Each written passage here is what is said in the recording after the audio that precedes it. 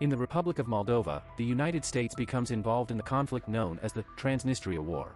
Following a particularly brutal assault, an American soldier gets separated from his squad and is supposed to wait for reinforcements, but he decides to enter the adjacent building alone. Wearing his hyperspectral imaging goggles, he discovers a series of corpses in the dark that appear to have died frozen.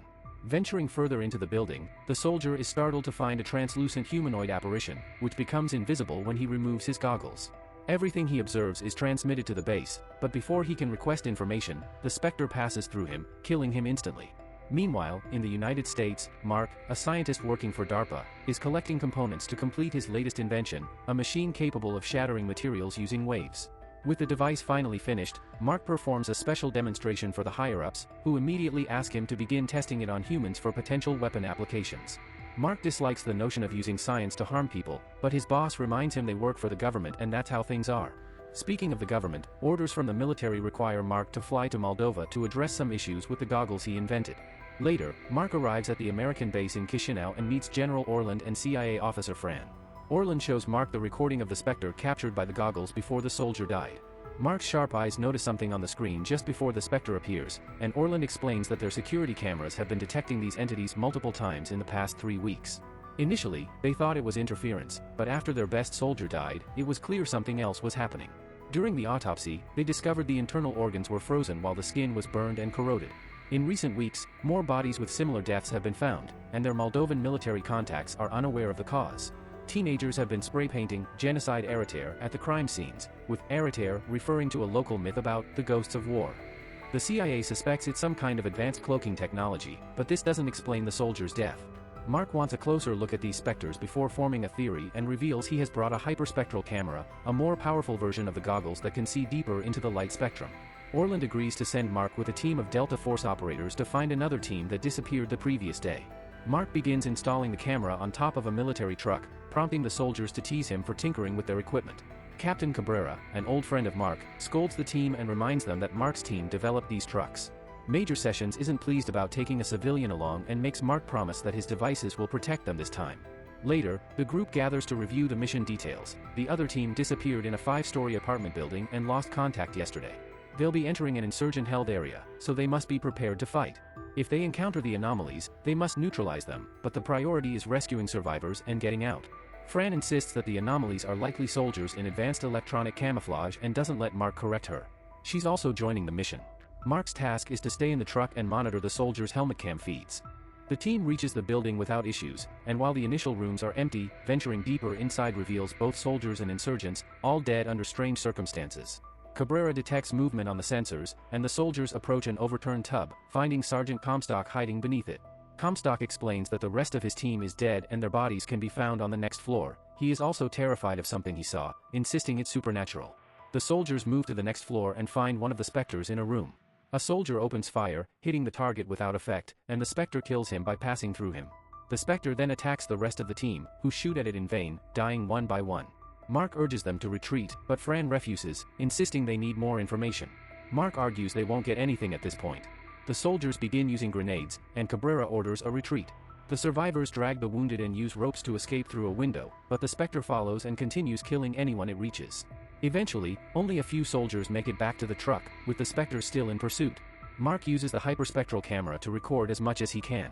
The Spectre has a humanoid shape, including a human face, which confuses Mark. Cabrera tries to attack the Spectre but is killed, though his distraction allows the remaining soldiers to escape into the vehicle.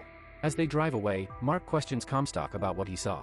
Comstock explains he hid under the tub for hours and did see the Spectre, but before he can elaborate, the truck hits a mine and overturns.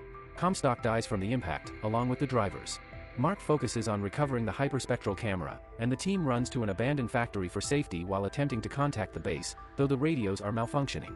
The team discusses the events, finally accepting that what they witnessed was not technology, but something supernatural. Mark explains that the Spectre was humanoid and the way it looked at him indicated it was conscious, but he still doesn't know what it is.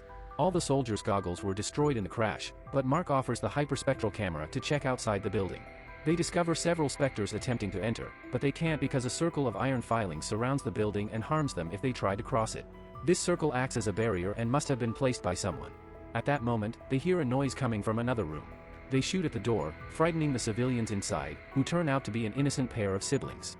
Sari and Bogdan can't speak English, but Fran speaks their language and learns they are alone. In this room, the soldiers also find a transmission tower emitting a huge signal.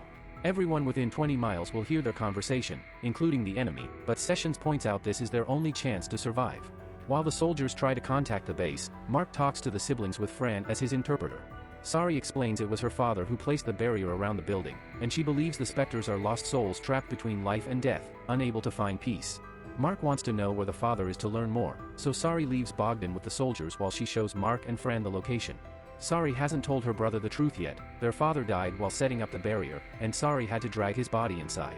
Bogdan believes their father is away looking for help. Mark inspects the body and finds a necklace with a ceramic tile and a map of Mazarov, a district by the river. Sari doesn't know how her father knew about the iron, but she knows it was in Mazarov where the specters first appeared.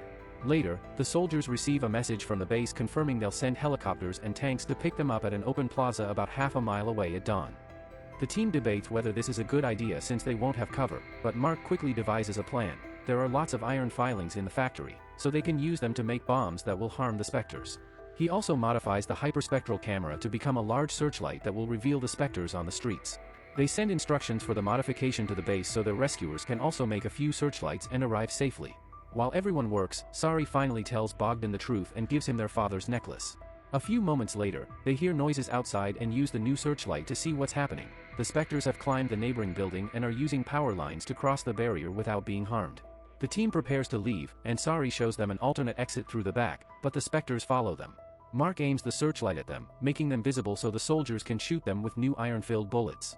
The plan works, damaging the specters, although the impact sometimes pushes the soldiers back too.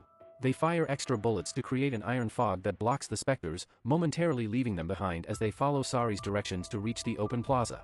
The team hides inside an abandoned bus, and Mark notices the searchlight is running out of power, leaving them blind to any incoming attacks. They worry when they hear a noise approaching. Fortunately, it's the rescue tanks, equipped with their own searchlights. When activated, the searchlights reveal all the specters hiding in the surrounding buildings, and the tanks immediately open fire. The team rushes out of the bus to avoid the falling debris, missing the chance to communicate their findings to their rescuers.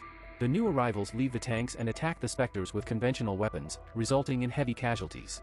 The specters not only kill the soldiers but also attack the tanks, destroying the searchlights but unable to move through the ceramic parts, which Mark notices. The team needs to run, but they can't find Bogdan. The boy is looking for his father's necklace, which he accidentally dropped. Sari tries to go after him, but before she can reach him, a specter passes through Bogdan. Mark checks on the boy and confirms it's too late, as Fran holds a grieving Sari. The specters gather in the center of the area, seemingly consolidating their forces. The team thinks it's over, but the helicopters land just in time.